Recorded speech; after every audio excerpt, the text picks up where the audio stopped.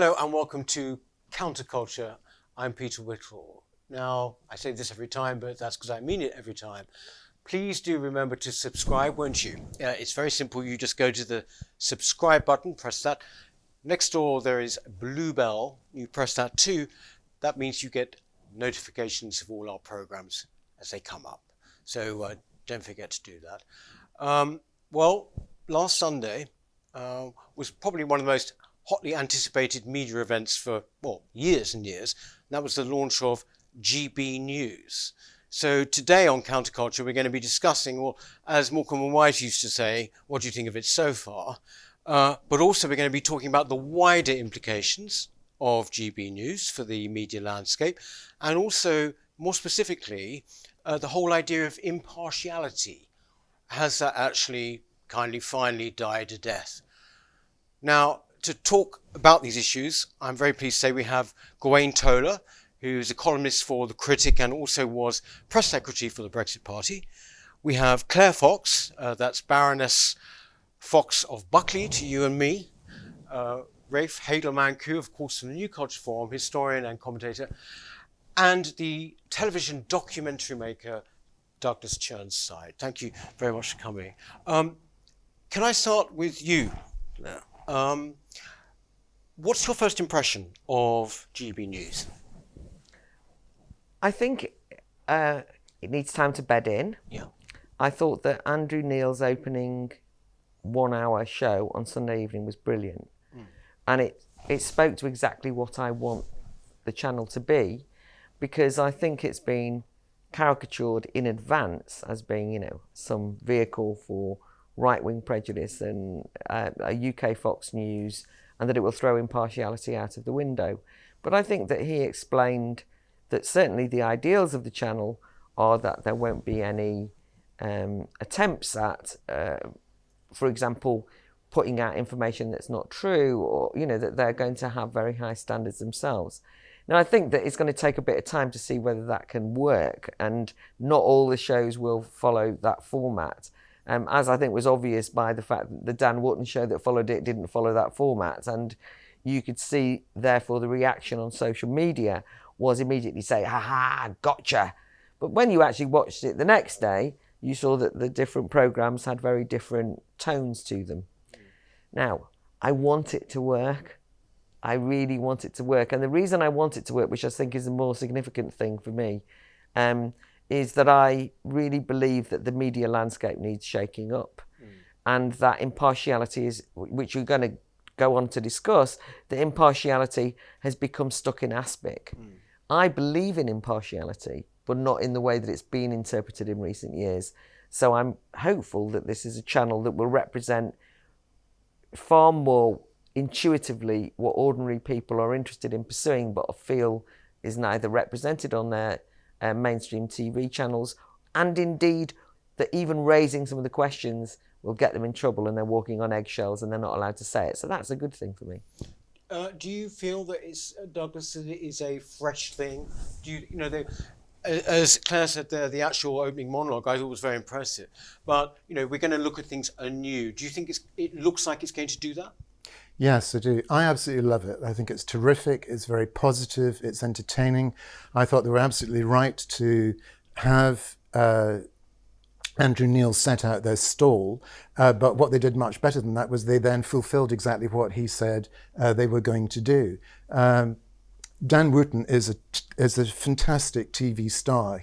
I don't know how anyone can go for 3 hours on live television with that amount of energy. And he's got a unique capability, I think, of really challenging people quite aggressively while being very likable and charming. This is not Newsnight, it's not Piers Morgan. No. He doesn't interrupt people all the time, but that first 3 hours was like a train going at 100 miles an hour. He had great guests. I thought the Chinese scientist whistleblower was an exciting guest. I thought Lord Sumption was a challenging guest.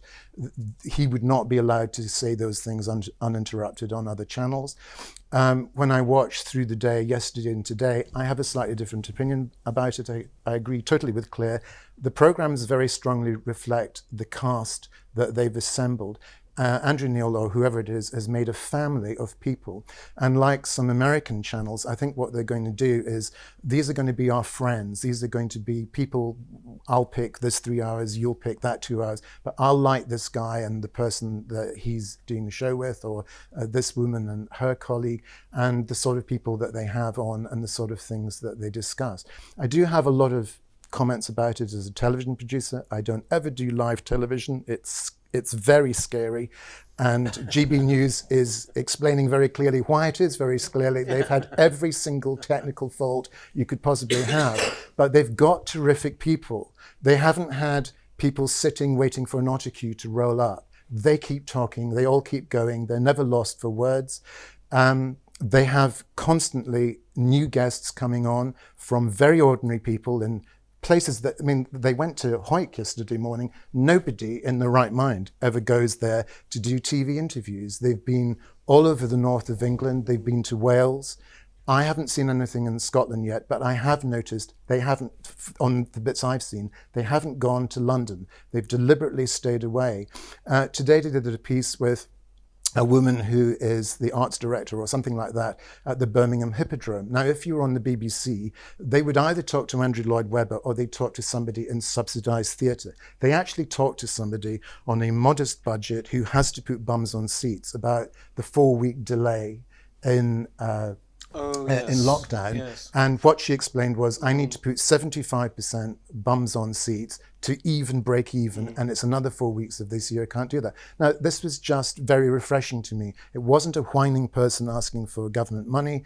It was somebody running a theatre, just explaining to you how that sort of business works. And most of us have no idea. And you suddenly think, oh, I'm now thinking very differently about the announcement that the Prime Minister made yesterday. Yeah. Gawain, did you stay with Dan Wootton for 3 hours? Or? I didn't. Right. I watched a bit of it, I have to admit, mostly on watch back, mainly because about a year or so ago I gave up on TV news altogether. Right. and turned off my license, so I have to go onto the internet to watch it. Right. This may change my mind, but I got so fed up, despite my life for the last 20 years being news. Over the last 4 or 5 years, I've given up on the news. I'll read the papers sometimes. I'll read weekly magazines, New Scientist, The Economist, New Statesman, Spectator, because they cover all the things that are not instant, and the instant is of less interest to me. Now I'm not doing day-to-day political press releases and things of that sort. So I didn't watch it all. I have watched sort of to a certain extent. And what did you think of that format? It's very much, isn't it? It's like, these are long shows, aren't they? It's a 3-hour show. I was coming back to what was said earlier about the group of friends. It was very apparent in watching all the Twitter feeds of the various people as they were being brought into GB News, as they started talking to each other, people from very different backgrounds. The Del Piero show against somebody who is very unlike her historically. It reminded me, and I would say this because to a hammer and nails and all that, but it reminded me of pushing together the crowd of people who were then to become the Brexit Party MEPs. You had, I remember turning a corner once in the first week after the election, turning a corner in Strasbourg and walking towards me in lockstep were these two women, Anne Widdecombe and that one. And I looked at it and went, oh my goodness. And everybody, they're going to fall out. Thick as thieves. And have remained so ever since, because though they have wildly different points of view, they shared a belief in that diversity of thought. They shared a belief in democracy. They shared a belief in that pluralism that meant, despite very strong differences of opinion on a whole range of issues, they became friends. And that, what you were talking about, this melding together very different people with very different outlooks in a common endeavour to improve the lot of the people of this country, to improve the understanding of the people of this country, is something that can really become something special. Now, it hasn't happened yet, but it is clear, absolutely clear, that is what seems to be happening. Out of base metal, in some cases, we may see some form of media tungsten come out. and I wish it well. Yeah. Do you think, Rafe, that it calls itself GB News, and this is not being facetious really, but it seems it is mostly opinion to me, and that's not a bad thing, but would you say that it's what you were expecting? It is, by and large. I would say it's more accurate to call it a 24-hour editorial channel rather than a news channel, because of the very nature. And I understand full well why Andrew Neil decided not to do a rolling news program, because we all know that the ratings for rolling news, be it BBC or CNN, are very low unless you're dealing with the Gulf War or some major event. People don't tune in, or indeed for COVID. But at the same time, I think there is a huge void in this country for people who want to watch the news but don't actually want to watch mainstream news, because they know that they're centre-left to varying degrees. And so whilst it's fine to have all these opinion shows, which are based obviously on MSNBC and Fox News and Sky News Australia... Do you think they are actually based on that? Well, that's clearly the model, to have a personality-based format. I think it was a mistake not to have a news for half an hour at, say, 6 p.m, at 1 o'clock, and at 9 p.m. or 10 p.m. Just have a half-hour news, so people who don't watch BBC, who don't watch ITV or Channel 4 could actually tune in and get news where they actually aren't throwing their slippers at the TV in anger. And I think that was a bit of a mistake. And I think that, I don't know, maybe it's a cost issue, because putting together a news program is a very expensive thing to do. But they do have reporters out there. I think there would be a way to do, even if not just news bulletins, look at the format of Good Morning Britain, right? Why not have a similar format to Good Morning Britain for their big breakfast show by having just news headlines announced there? That was a bit of a mistake. But it is called GB News, and I did love Andrew Neil's swipe to the BBC during his opening monologue when he said, here at GB News, we won't forget what the B stands for in our name. And so it is something that I think is actually very, very positive, and I'm so delighted by this channel. It's absolutely necessary, and it's going to reach, like Heineken's going to reach the parts other channels won't reach. People like us and our viewers surely will find something here. I've got it on all the time now, at least for the next few days, just to get a taste of it, and I'm actually enjoying it, even though, like Claire, I think it was a huge mistake to have Dan Wootton on right after Andrew Neil had said there will be no hectoring, there will be no shouting, and all we got for the next 3 hours was hectoring and shouting. And ironically, here we have a similar format, but it's calmed, collected, reasoned discussion, which I think increases people's information and knowledge of a subject. Now, conflict always creates good ratings, but you get to a point where that can become a bit tiresome, and no one actually learns anything. And the great shame to me was on that first show, they had one person from the left, Benjamin Butterworth, from The Independent. Who's a real kind of... Who's a very lefty figure, people, famous from his interactions with Piers Morgan, and he ended up, in my opinion, being the most reasonable person there, and actually felt sympathy for him because he was ganged up on by everybody else. There's space for that, but it was a shame to have that following that wonderful monologue from Andrew Neil. Well, it's about time we had shows where the one person from the left is ganged up, as they would be if they were in a pub. If you turn on BBC or any channel, Channel 4 News, the person who has the right of centre view is always the one that has to moderate what they say. They're the one that is interrupted all the time. On the first evening, they had Nigel Farage on. It's the first time I've heard him manage to get a sentence out in a long time. The only thing that came in and interrupted him were the adverts, because the adverts are on an automatic timing system and they got their timing slightly wrong.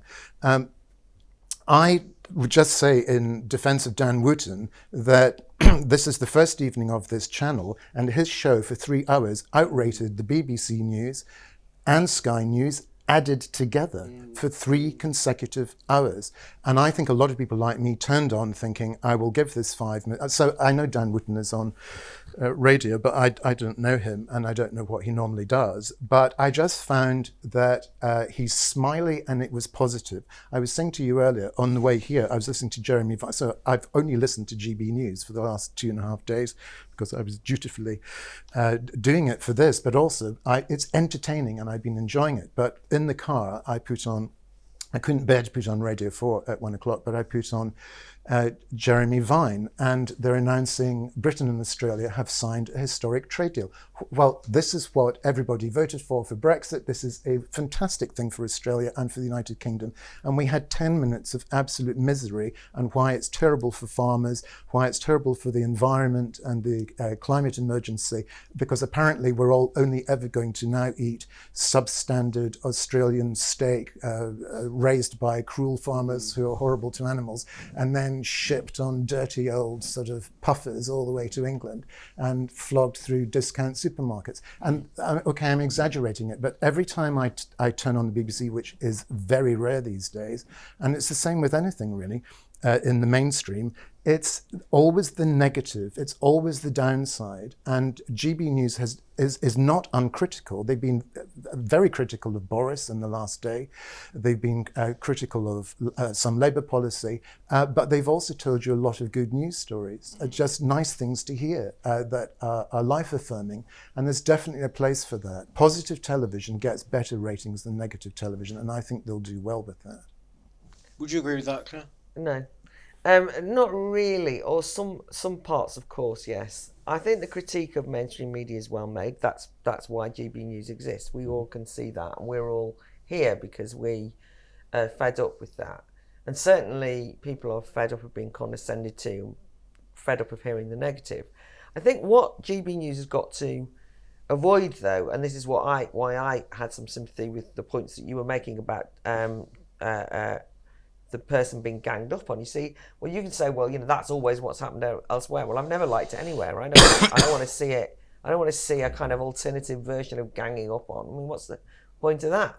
I want to be able to hear what people are saying, and I think that what's creative, and I actually quite enjoyed it, Dan Wootton's show last night, where 3 of the guests were actually pro the lockdown, or pro the extension of the lockdown restrictions, versus Dan. So we had to kind of mediate it a bit. And actually what you got in that then was a more interesting conversation, because Dan had to kind of really think it through more. And then those 3 had differences of opinion amongst themselves. So, I mean, that was kind of like just the way the cookie crumbled on in terms of their opinions on that.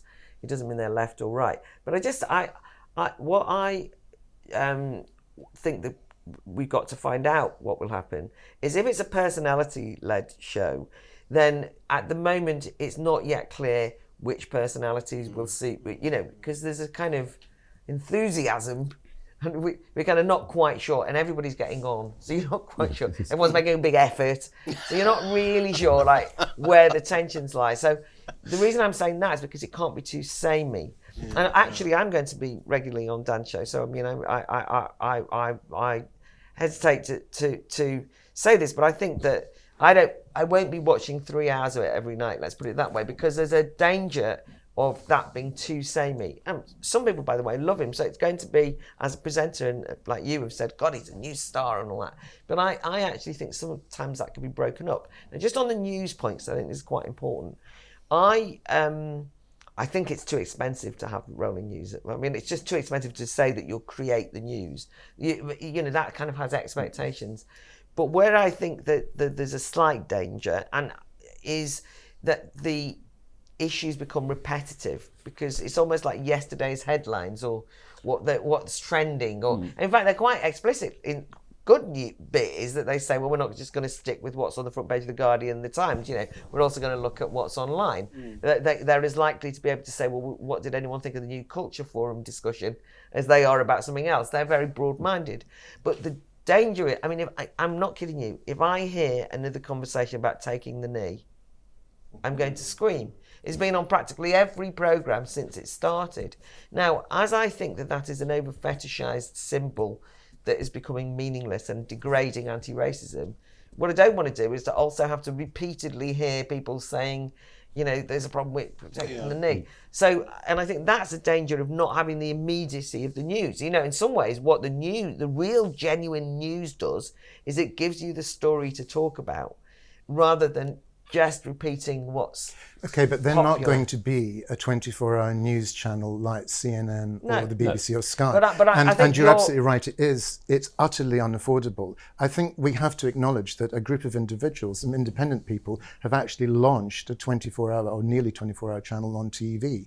The other people who've launched it have been the BBC, ITV tried and didn't last with it, and Sky, the people with literally bottomless But pockets. there's no point of sitting here doing hagiography, is there? Otherwise, why have I come? Right, if we can't be, as it were, friends of the channel and make some constructive criticism, then it's never going to get anywhere. And that's what happens whenever you try and discuss the BBC. Whenever I love the BBC, I believe in impartiality. I'm a bit of a BBC type. If I try and criticise the BBC, I'm generally, and in fact in the House of Lords, they had a discussion on public service broadcasting. Because I critiqued the BBC, they immediately said that I hated the BBC. Everybody else said the BBC was wonderful, wouldn't take any criticism. Now, what GB News does not need are those of us to not be able to say what will be better is if you do that. So I actually thought that point where you say, we're not a 24-hour news channel, but why don't we have a news programme which is a bit more located? No, all you have to do is, I know it sounds silly, but to watch somebody else's news programme and give a few headlines, right? So you can kind of, for the viewer, you can locate, oh, the big news are these things. Now let's have a discussion about it. I'm just saying, if you don't do that, sometimes it's a bit too free-floating. Where I think they've been really successful, I really agree with what you said about the regional reporters. That feels quite newsy. Yeah, it's good. And Yeah, actually, when they had a great piece on Northern Ireland, where they actually had somebody, their Northern Irish correspondent, but talking about the problems of the Northern Irish Protocol on the ground in a way that was informed and intelligent and in part of the news agenda. Sometimes they've gone a bit much on the local news to the point where it's like, yeah, but that's such a banal piece of local news, we don't need to have a conversation about it. Other things have been utterly riveting. So I think that they need to locate themselves with some factual news stories. That's all I'm saying. And not just what's memeing or trending. It's in many cases, when it comes to the freestanding ITV channel for BBC Sky, they have been looking into certain subjects and their scoop stories, when they lead the news, when they break a story. This is after X many months hard work behind the scenes.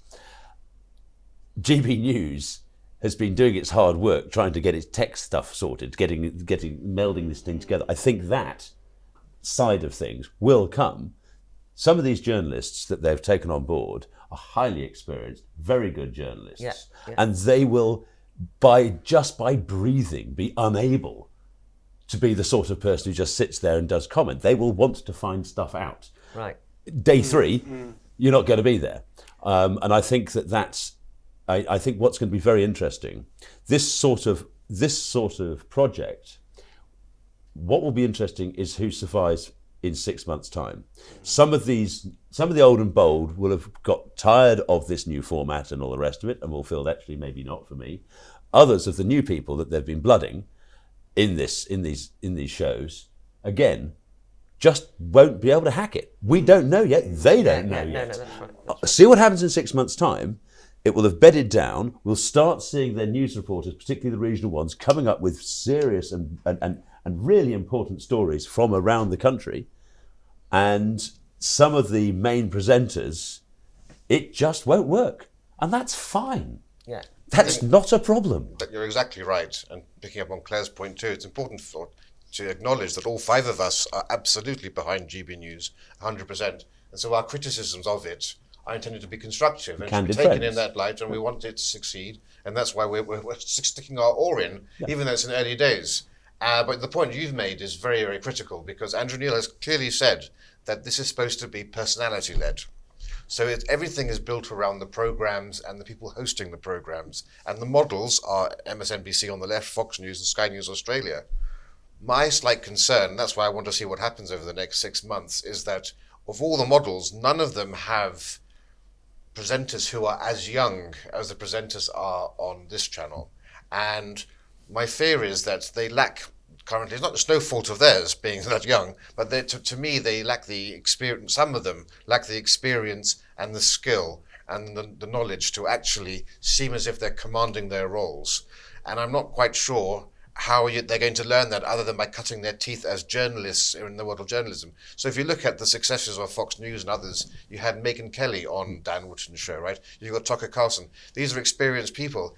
I would have expected somebody like Julia Hartley-Brewer to be pairing one of the experienced male broadcasters for one of the sorts of shows. That's the energy, the dynamic, the sort of relationship you get, where there's actually, you can see there's a bit of a disconnect between the two presenters in quite a few of the shows without naming names. Although it's fair to say people like Tucker Carlson and Megyn Kelly were actually very young because they started 25 years ago on those sorts of shows in America. I spent a lot of time in America, and I've seen them over the last 25 years, and I used to wonder how old Tucker Carlson was, because he seemed to be very opinionated for somebody who seemed, I thought at the time, was a lot younger than me.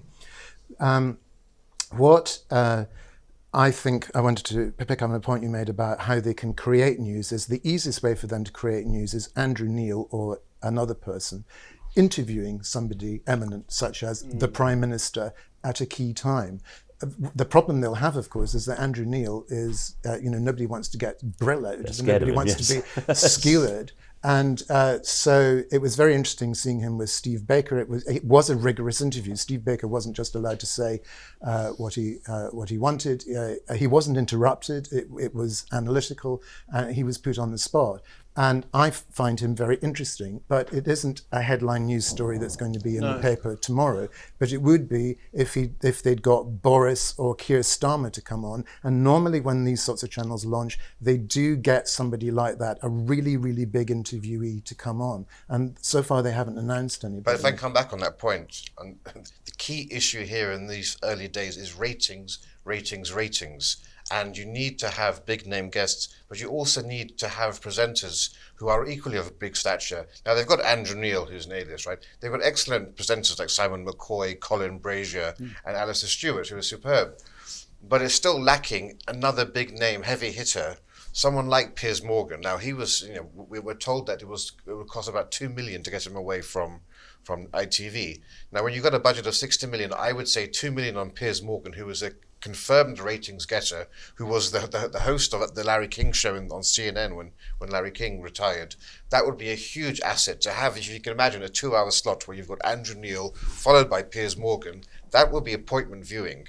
That would give you the ratings and I would think ensure your survival. And now I'm just thinking that they're missing that Nick Ferrari or Julia Hartley-Brewer or Piers Morgan characters that could really energize and get the viewers in at these early days. Claire, how do you feel about seeing Piers Morgan on it? I can understand what the attraction was. I'm not entirely convinced that he was the right person, because that would have put a lot of people off as well. So it would have been kind of, appointment viewing, but not necessarily of the right kind. And, I think they do have, I understand that ratings are important. I actually think that making the point that they were watched on the first night, they were watched by everyone who wanted to destroy them. Everyone watched the bulb it. Figures, I don't think that works. On the launch night. Right? It's the launch night, and everybody, what they've achieved, which is amazing, is that everybody felt they had to watch that launch night, love or hate, because that, in a way, became the appointment to view. But then it was just that the conclusions drawn from the only 4 hours that they saw were slightly skewed. What I was going to say, they were up against it. I wanted to raise the fact that, you were saying about getting these big names. It is. Well, first of all, I don't want to see the demise of talk radio. Talk radio has done very well at establishing its own brand. I don't want it to be talk radio on the TV. And do you think it is at the moment, then? No, certain programmes could be, and I don't want it to be, because I think talk radio is its own brand, and I want diversity of opinion and of style in the broadcast media of this country, not all everything sounding like BBC or Channel 4. But what I was going to say was that therefore, Julia Hartley-Brewer, in some ways I think it's eminently interesting that they were loyal, and I think that's good. But I think that over time they will probably get bigger names, but one of the difficulties is how much pressure they're under.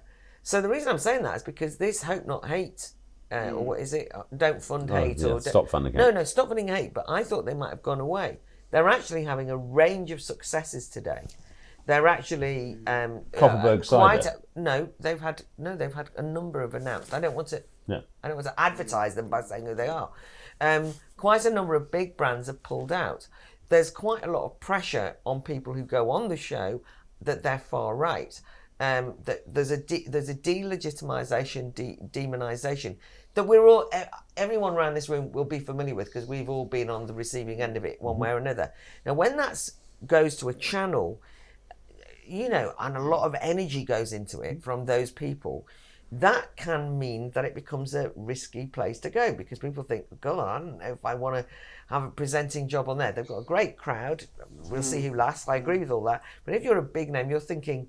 So I think those people like Sam McCoy and Colin and Alistair who've taken that risk, that they're very brave of them, and I really admire them for that. But for other people, they'll be waiting to see. And all I'm saying is that there's as usual with these things, there is a culture war about GB News, which is led by people who say that GB News is responsible for the culture war.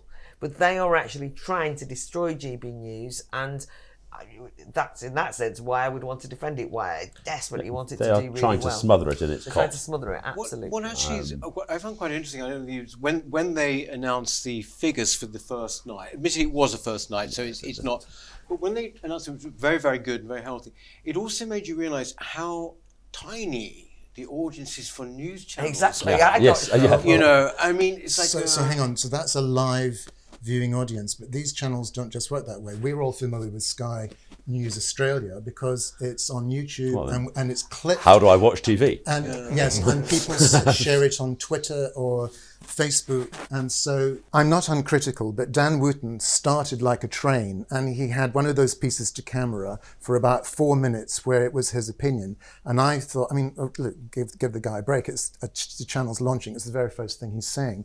But the ones that you see from Sky News Australia or Fox News, the people are measured, they're stately, and they set out their stall very carefully because they know that the editor is going to clip it and they're going to post it to people all around the world. Now, what I would like GB News to be is a voice not just to people, and it's obviously from Britain, but to go around the world. I have lots of friends in Australia or America that would love to watch it. And the only thing that they can see really is Sky News or the BBC. And they think that's what everybody in Britain thinks. And I always say, it's not really what everybody thinks.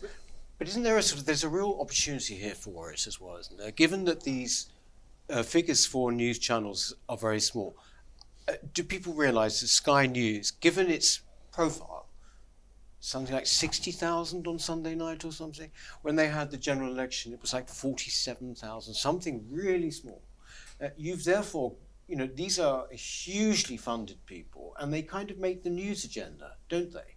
So, and yet they are deeply niche. Yes.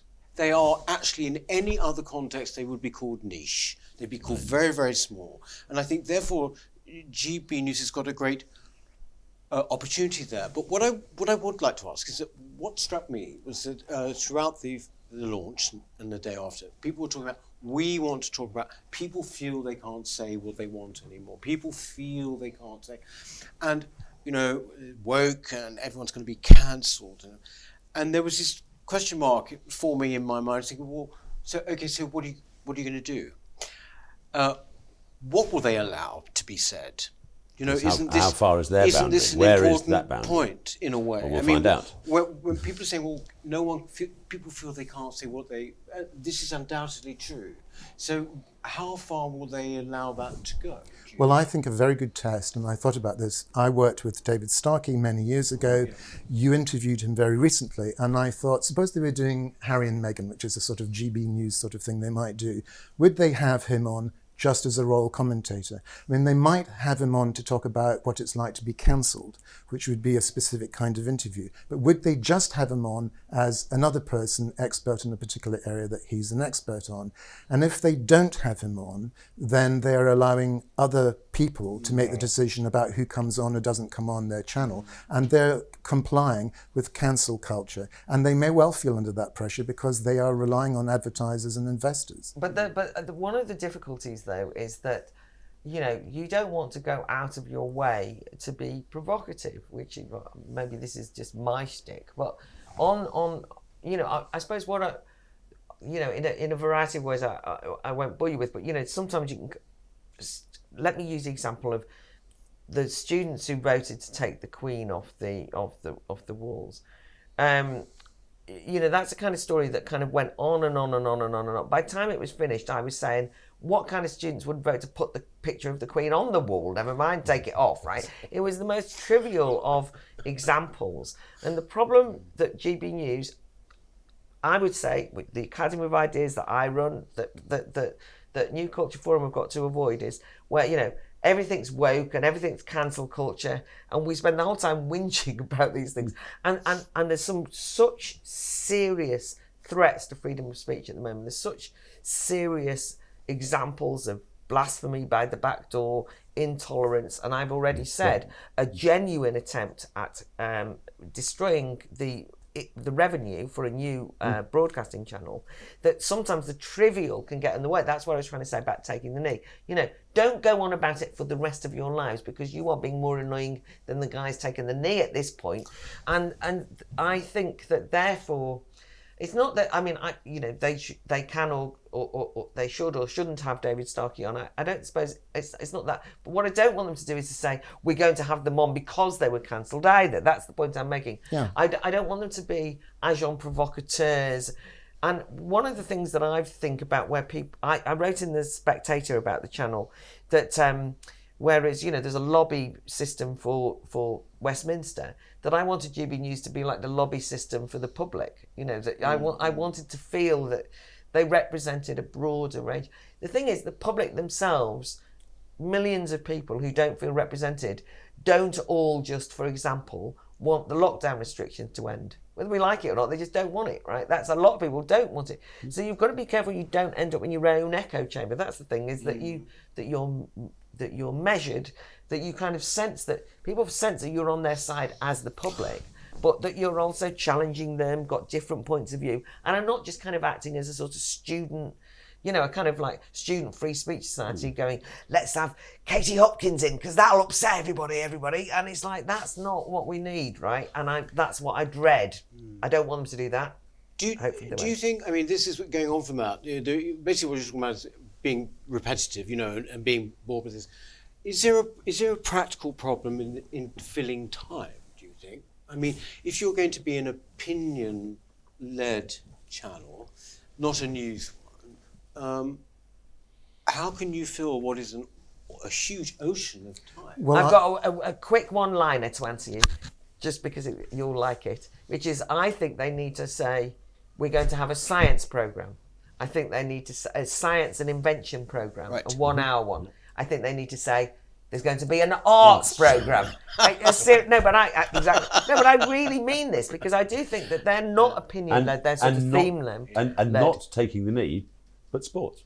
Yeah, but I think you could do that way. Really well to fill the time. They'll do science items and arts items. Look, the thing I think has been very impressive is, because I've worked on shows where you ring round and you say, you know, many years ago one was, you know, behind the scenes on cable TV channels that no one had heard of, and you ring up and say, would you like to come on our channel? And you haven't even said what the program is, and no one will come on, and you haven't got any money, and they won't come on.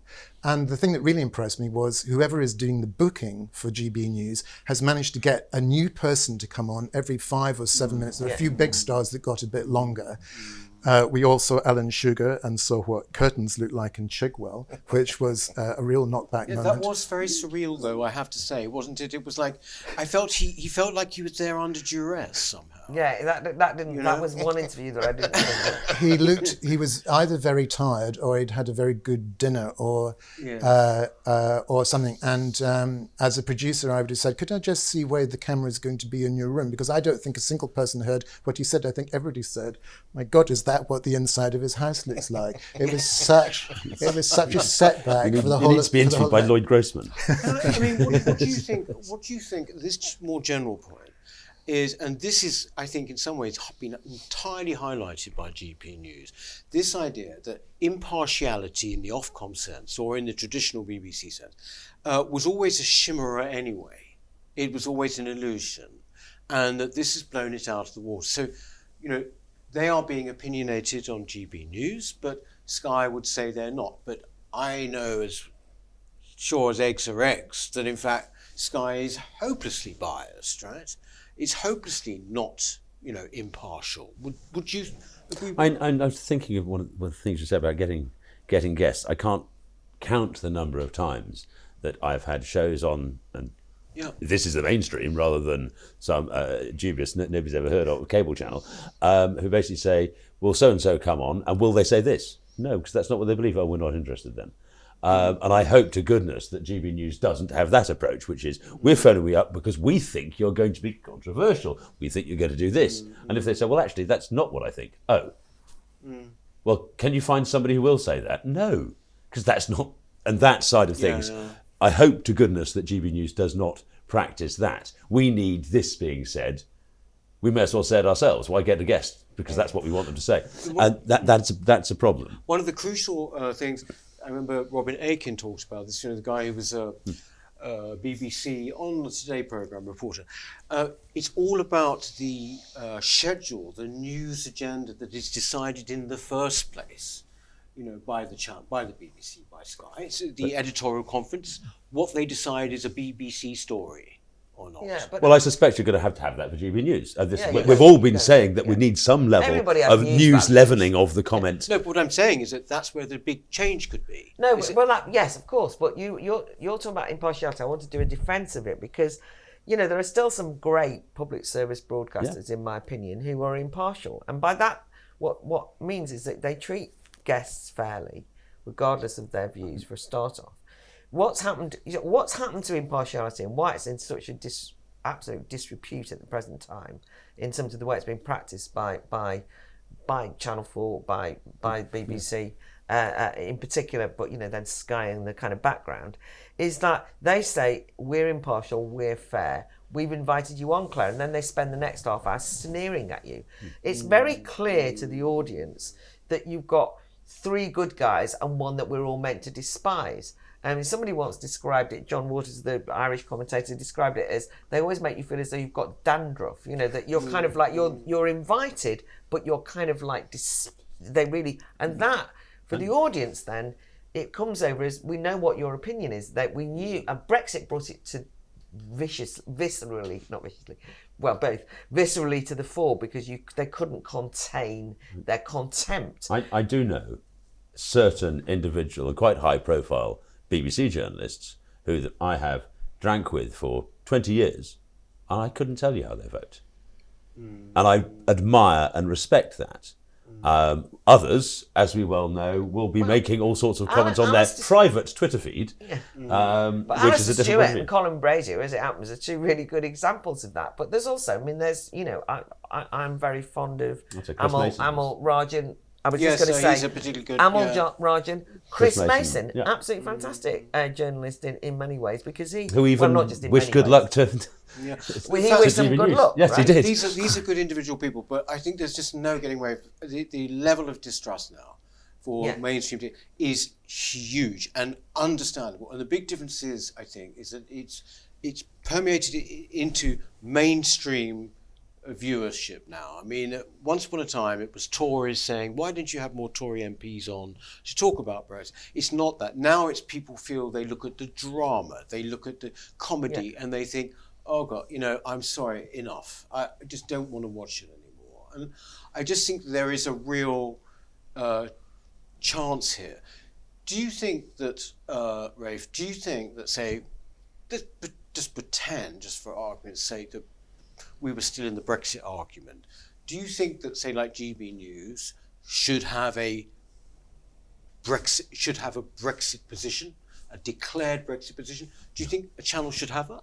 No, they shouldn't have a Brexit position. But, again... I mean a pro-Brexit. Yeah. I know what you're saying, but the point is the presenters themselves will portray that. What I like about GB News so far is that you have had radically opposing views from presenters on various issues. This morning, there were two radically opposing views on taking the knee. We've seen Dan Wootton taking a very different position on anti-lockdown to other presenters. And I like that sort of editorial independence that each show has. I think that's very important. It's the same thing at The Spectator. People are always attacking Andrew Neil for his magazine. He says, I've got nothing to do with it. It's up to the editorial policies of the actual magazine itself. And I regard this more as a magazine show than actually a news channel. As I said, it's an editorial channel.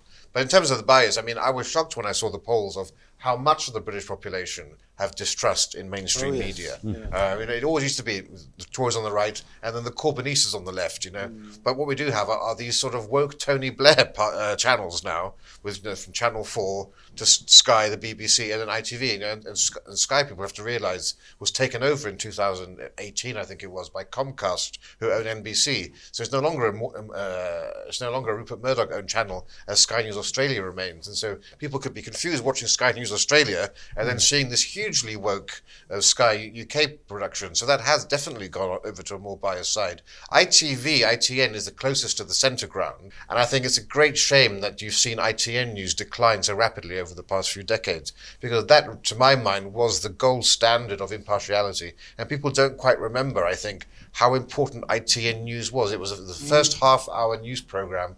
ITN was the definition globally, I would say, of the perfect news impartiality. Andrew Neil's mentor was Alistair Burnett, but Trevor MacDonald.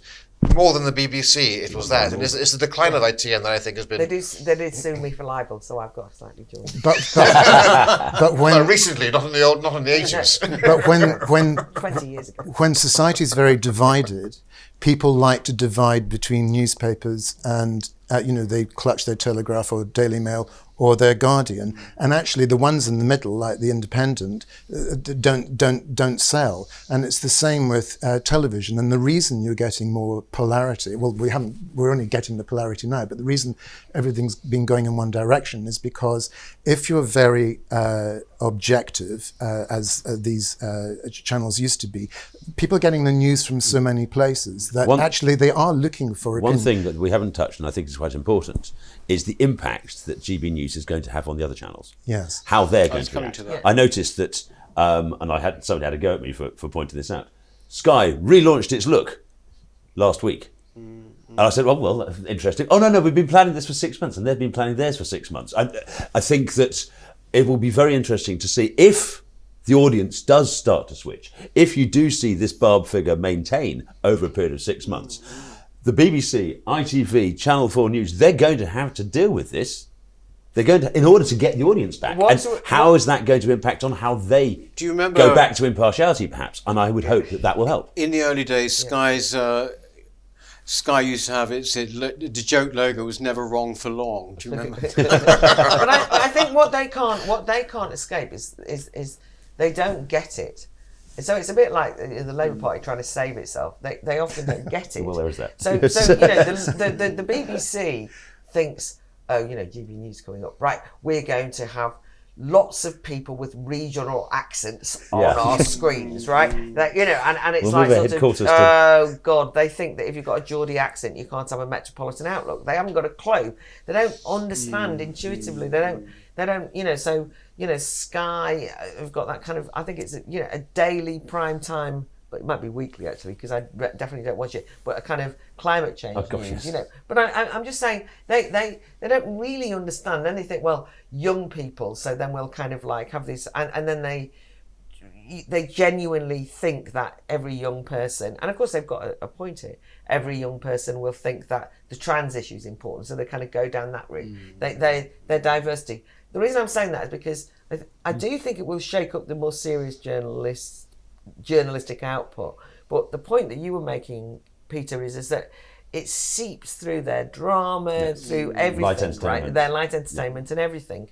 And so I think they're going to find it very hard to kind of cleanse that, because the truth is that in those broadcasters, Gawain will know as much as I do, there were secret Brexiteers in all of those places, because they'd come and talk to people like us, right? They'd come up and they'd whisper. They were senior broadcasters. Senior people in those places voted leave, but they couldn't say it. There are senior people who like me and text me and are very friendly, but they can't be seen to be doing that. And therefore, there's a climate in those broadcasters that is inhospitable to diversity of opinion. They just don't even understand they haven't got diversity of opinion. They think diversity of opinion is having a green on versus an Extinction Rebellion about how you reduce climate, how you reduce, make it zero, and they have a row whilst agreeing. You know, it's that kind of thing. Basically, diversity to them is something you can see, not something you think. Exactly. Yes. Can I ask you, by way of ending, and you know, we've made this point. Everyone's made this point. I think it's very clear. You know, we all think this is a good thing, and are pleased about it being the GB News. Just one thing you would like to see changed. I'll start. Please give Andrew Neil a slightly bigger desk. You know, someone of his stature, you know, he's in this very small area. I would like to see a bit of a wider thing. Rafe, what would you think? Well, following on from Gwen's comment about Sky News changing its look, I'd like to see GB News change its look next week or tomorrow. It's far too dark because it's supposed to be a positive, uplifting channel, and to see it so black and down, and the lighting was very, very dim and sodden, and even for breakfast TV to have a black set is, I think, quite appalling. You see that they've realised that they've got better lighting today as of yesterday. Andrew Neil's got his jacket off, so you're seeing his white shirt against the black backdrop. But that would be my one comment. Well, I was going to make the same comment exactly, but so I'll have to pick something else. Well, I hope the new Soundman joins soon. The new Soundman joins soon. Okay. They have to get over those technical hitches. We have got great goodwill towards them, but in the end, if you can't hear people clearly, it becomes very irritating. I have to say that I've watched it on the app, and I think the app is very successful. Right. It's much better watching that sort of television on a tiny little screen. You don't notice the background or the faults with the sound quite so much, but on your big Super HD TV, they have to get over those technical things fast. Okay, Douglas. And I think, going back to some of the things we said earlier, I think a regular, understood and expected headline bulletin that can then bleed in to the discussions that are taking place is, I think, essential. If it's going to be a news channel, GB News, it must have that. Now, it can break news, it can lead news, it can comment on news, but it must have the, I'm turning on, I'm not watching the BBC, I'm not watching ITV, I'm not watching Channel 4. What's actually happened? Yes, exactly. So, just The sound, which I defended at the beginning, saying it was just technical, start to then, because we've actually, despite everything, with DIY broadcasting, you actually start thinking, but even the guys in the Academy of Ideas office sound is better than this. What's wrong, right? I mean, you know, so it does start to grate. What I really want to see is an imaginative buying in of, are you going to laugh now? I really like the New Culture Forum documentaries, for example. I think they're really good. Heresies. You're going to like all these. My suggestions, heresies. But why not actually say, let's have a break? I mean, this is, they haven't said no to this. We're going in a couple of days, but I'd like to see them saying on Sunday afternoon, we're going to show one of the heresies series. By the way, you're not the only ones making those kind of documentaries. There'll be other people. And I would like to see a science and an arts program, not to be conventional, because I think they do a great job of it. I'd love to see that in a GB News format. So I'm looking forward to innovations, not just because one thing about opinion, if you're people like us, we've all got opinions, and if you're on social media, we've all got opinions, is there are times when you think, I need a break from opinionated ideas, especially when they're the same as my own. Do you know what I mean? On occasion, I'd like a bit of stimulation that goes beyond. What about the potter's wheel? You know, we could have a return to the potter's wheel. It's more on the art side of things, the Melvin Bragg style thing from the 60s and 70s, that style of in-depth looking at arts figures, but not from the obvious perspective that has been all arts coverage for as long as I can remember. They could literally do it with one person coming in for an interview, or even interview. You know, it doesn't have to be filming an art gallery or going to France. Oh, no, it could exactly. be just what you're talking about. It could be literally an interview with somebody. Tell me your life story. The sort of thing that you do when you just say, Philip. We had a quick mention when we were on this program of Philip Roth. Was he being cancelled? Which caused controversy because people said he wasn't. bit of controversy over Philip Roth. Why don't we get 3 literature people in and talk about Philip Roth and what he means? That's an interesting hour, isn't it? Educational, but genuinely interesting. Some people might read the odd novel after it, and it would be genuinely a good thing to do. So it's. I didn't mean big production. No. The other thing as well, just sorry, before we leave, is given the way things are at the moment as well, what would be wonderful would be some form of travel program. Lack of travel program. Well, no, but I mean sort of something. Wish you were here. Yes, wish you were here. You won't be. Towards the future. But anyway, as I said, this that one's not going to fly. No, none of us are. This is obviously we're all very best of luck to it, don't you think? Oh yes, very best of luck absolutely, to absolutely. GB News. Thank you very much, Gawain. Thank Thank you. you, Claire. Thank you, Doug. Thank you, Ray. That's it for Counterculture, and we shall see you next time. Okay, thank you.